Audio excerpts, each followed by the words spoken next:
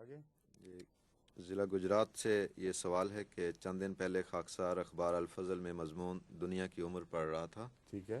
مصنف نے حضرت مسیح موعود علیہ السلام کی کتاب چشمہ معرفت کے حوالہ سے ایک بات کہی ہے کہ خدا تعالیٰ کی وحدانیت اس بات کا تقاضا کرتی ہے کہ اس کائنات یا زمین و آسمان پر ایک ایسا وقت دور آئے کہ ہر ایک چیز کا لدم ہو جائے، صرف ذات باری باقی رہے۔ اس صورت میں سوال پیدا ہوتا ہے جنت و دوزخ وغیرہ یا انسان کی اخروی زندگی وغیرہ یہ سب چیزیں بھی فنا ہو جائیں گی؟ اگر ایسا ہے جیسا کہ بادی و نظر میں اس تحریر سے معلوم ہوتا ہے تو پھر تو انسانی پیدائش بھی ایک بے فائدہ اور لغو شے معلوم ہوتی ہے۔ ٹھیک ہے، میں بتاتا ہوں اس کا جواب. پہلے بات تو یہ ہے کہ بادی نظر لفظ میں آپ کے سوال کا جواب آ گیا ہے. بادی نظر کہتے ہیں بیرونی نظر اور سرسری نظر سے کسی چیز کو دیکھا جائے. تو آپ نے بھی معلوم ہوتا ہے بہت بیرونی اور سرسری نظر سے اس بات پر غور فرمایا ہے، ورنہ یہ سوال ہی پیدا نہ ہوتا. زمین و آسمان کی صف لپیٹنے کا مضمون قرآن کریم میں ملتا ہے، اور بارہا میں نے مختلف سوال و جواب کی مجالس میں بیان کیا ہے، وہ آیات پیش کی ہیں جن سے پتہ چلتا ہے یوم نطوی السماء کطی السجل للکتب، مثلا یہ ایک آیت تھی. ایک ایسا وقت آئے گا جب کہ ہم آسمانوں کو، جس میں زمین بھی شامل ہے، اس طرح لپیٹ دیں گے جس طرح پرانے زمانے میں کوئی کاتب اپنے لکھے ہوئے کو رول کر کے لپیٹ دیا کرتا تھا. ہاتھ کے گرد لپیٹ دیتے ہیں. اس زمانے میں لمبے لمبے اوراق ہوتے تھے جن کو رول کر دیا کرتے تھے. تو قطعی سجل للکتب، وہ نقشہ بلیک ہول پر صادق آتا ہے. اس پر میں نے ایک تفصیلی بحث اٹھائی ہے سائنٹیفک حوالوں کے ساتھ اور قرآنی آیات کو دیگر حوالوں کے ساتھ. وہ کتاب کب تک شائع ہوگی ہماری انشاءاللہ؟ اس کا ایک چیپٹر ریوائز ہونے والا ہے، آخری چیپٹر رہ گیا ہے. وہ میرا خیال ہے وقت ملے تو انشاءاللہ آئندہ 10-15 دن کے اندر میں کوشش کروں گا، آپ مجھے یاد کراتے رہیں تو عنقریب وہ چھپ جائے گی. وہ ایک لیکچر تھا سوئٹزرلینڈ میں زورخ میں، جو 4 عنوانات پر مشتمل تھا. انہوں نے مل کر ایک عنوان بنایا تھا: عقل، منطق اور یقینی علم اور وحی. یہ 4 جز ہیں اس سوال کے، جنہوں نے در حقیقت میں 4 سوال ہیں ایک عنوان کے تابع. اور اس کے متعلق جو پروفیسر تھے یونیورسٹی کے، انہوں نے خواہش ظاہر کی تھی کہ اس موضوع پر گفتگو کریں، تو وہی والے حصے پر پھر آپ روشنی ڈال کر موجودہ زمانے کے سوالات کا جواب دے سکتے ہیں. اس ضمن میں اس بحث میں یہ سوال بھی اٹھا ہے کہ قرآن کریم نے کائنات کے انجام وغیرہ سے متعلق کیا تصریحات فرمائی ہیں اور اس کے آغاز سے متعلق کیا تصریح فرمائی ہے. بس اس کا اخروی دنیا سے کوئی تعلق نہیں ہے، کیونکہ کل من علیہ فان والی جو قرآنی آیت ہے اس سے بھی یہی استنباط ہے کہ جو اس زمین پر ہے وہ فنا ہو جائے گا. اور ان کی تو کائنات ہی الگ ہے.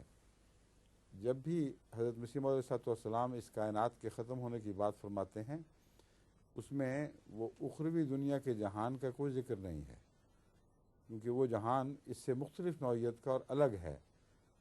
اور کلیتاً خدا کی ذات پر اس کی زندگی کی ایسی واضح بنا ہے کہ اس میں کوئی شک نہیں ہو سکتا کہ خدا کے سوا بھی کوئی ہے. وحدانیت کے تعلق میں اس زمانے میں، اس دنیا میں جو ہم دیکھ رہے ہیں اور اس جہان میں جو کچھ ہم دیکھ رہے ہیں، لاکھوں کروڑوں تصورات ایسے ہیں جو اس جہان کو خدا کی ہستی پر مبنی یا خدا کی ہستی کے سہارے موجود نہیں دیکھتے. وہ سمجھتے ہیں کہ خدا ہے ہی نہیں، یہ کائنات سب کچھ اپنی ذات میں، اپنے وجود میں خود قائم ہے. اس لحاظ سے توحید کے اس بات کا تقاضا ہے کہ سب کچھ مٹا دیا جائے کبھی، اور رہنے والوں کو بھی ایک زمانے میں علم ہو جائے کہ سب کچھ مٹ جائے گا، تاکہ ان کو اپنی ذاتی وجود پر جو اعتماد غلط فہمی سے پیدا ہو چکا ہے وہ مٹ جائے اور یقین ہو کہ ایک ہی خدا ہے جو رہے گا. جو اخروی دنیا ہے اس میں یہ سوال ہی نہیں پیدا ہوتا. اخروی دنیا ہو یا ملائک کی دنیا ہو، وہ روحانی دنیا نئی ڈائمنشنز کی دنیا ہے. اس کے صرف 4 جہات نہیں ہیں جو ہمارے علم میں ہیں، اس کی جہات بھی مختلف ہیں، اور ان میں چونکہ وحدانیت سے ٹکرانے یا تصادم کا کوئی سوال ہی پیدا نہیں ہوتا، اس لیے ان کو مٹائے بغیر خدا کی وحدانیت پوری شان سے اسی طرح جلوہ گر رہتی ہے. بس ان کے مٹنے یا ان کے کالعدم ہونے کا کوئی سوال نہیں ہے جو مسیح علیہ الصلوۃ والسلام اٹھا رہے ہیں. بڑی واضح تحریر ہے جو آپ نے پیش فرمائی ہے. دوسری بات یہ ہے کہ یہ کہنا، اگر فرض کریں کہ اس کائنات کی ایک عمر طبی ہو اور اس میں وہ مٹ جائے، اور اس میں اس کائنات کے سے پیدا ہونے والے باقی اجسام بلکہ ارواح بھی مٹ جائیں، یعنی اجسام سے مراد اخروی دنیا میں جو جسم ان کو عطا ہوگا، اور ارواح جو اس جسم سے تعلق رکھتی ہیں وہ ساری بھی مٹ جائیں، تب بھی آپ کا یہ سوال درست نہیں ہے کہ اس سے کائنات باطل ثابت ہو جائے گی. ہر چیز ایک نتیجہ پیدا کر کے بالآخر ایک طبی منطقی انجام کو پہنچتی ہے، اور وہ اگر پہنچ جائے تو اس کو پھر باطل نہیں کہہ سکتے. ایک کرسی آپ بناتے ہیں، اس کی ایک چھوٹی عمر ہے. ایک کار بناتے ہیں، اس کی سے لمبی عمر ہے، یا بعض وقت کرسی کی لمبی عمر ہو جاتی ہے. لیکن مقصد صرف اتنا ہے اس مثال سے یا ان مثالوں سے کہ کرسی جب اپنے مقصد کو پورا کر کے توڑ دی جاتی ہے، خود ٹوٹنے پھوٹنے لگتی ہے تو توڑ دی جاتی ہے. ایسی صورت میں کوئی یہ نہیں کہہ سکتا کہ تم نے باطل فعل کیا تھا، کیوں کرسی بنائی. ایک کار جو اپنے مقصد کو پورا کر کے جنگ کے میں دھکیل دی جاتی ہے اور پھر مشینوں سے توڑ مروڑ کر اس کے لوہے کو پگھلا کر دوبارہ استعمال کیا جاتا ہے، کیا کوئی کہہ سکتا ہے کہ بیکار تھی کار بنانا، ضرورت ہی کوئی نہیں تھی. آپ کھانا کھاتے ہیں، وہ ضائع ہو جاتا ہے کچھ عرصے کے بعد، تو آپ کھاتے کیوں ہیں؟ کیا یہ باطل فعل کرتے ہیں؟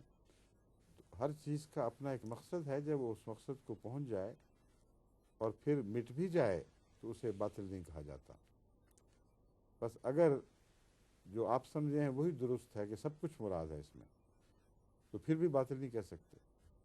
ایک عظیم طویل دور ہے جس میں اتنا لمبا زمانہ ہے کہ انسانی ذہن اس زمانے کا اپنی توفیق کے حساب سے صحیح تصور بھی نہیں کر سکتا، کیونکہ اس دنیا کے ذرات میں سے پروٹون کی زندگی سب سے لمبی ہے، اور پروٹونز کے اوپر جو تحقیقات ہو رہی ہے وہ 100⁻34 تک کا حساب جا چکا ہے، پہنچ چکا ہے. غالباً ہمارے پروفیسر عبدالسلام صاحب کا نظریہ 33 ہے یا 34 مجھے یاد نہیں، لیکن ان کا ایک حسابی نظریہ جو پروٹون کی عمر کے متعلق ہے، وہ اگر درست ثابت ہوا تو اللہ ان کو زندگی اور توفیق دے تو ہو سکتا ہے ان کو ایک اور نوبل پرائز اسی کا مل جائے. لیکن ابھی تک بہت بڑے بڑے جو انہوں نے ریئیکٹرز بنا کر پروٹون کی عمر معلوم کرنے کی کوشش کی ہے، اس کا کوئی قطعی معین جواب نہیں مل سکا. مگر یہ بہرحال ثابت شدہ حقیقت ہے کہ 34 دفعہ، یا یوں میں بتاتا ہوں کہ ایک لکھ کر اس کے آگے آپ اگر وہ 10⁻34 ہے تو اس کا یہ مطلب بنے گا کہ ایک لکھ کر اس کے آگے 34 زیرو لگائیں، اور 34 زیرو سے جو عدد بنتا ہے وہ انسانی حساب کے شمار میں موجود نہیں. وہ عدد ہے اس دنیا کی عمر. بس اگر اس عمر میں جا کر اتنے لمبے عرصے تک لوگوں کو اخروی زندگی کے لطف مل جائیں اور پھر وہ فنا ہوں تو اس کو باطل کون کہہ سکتا ہے؟ اس لیے اگر اتنی ہی عمر شمار ہو تبھی بھی باطل نہیں کہہ سکتے.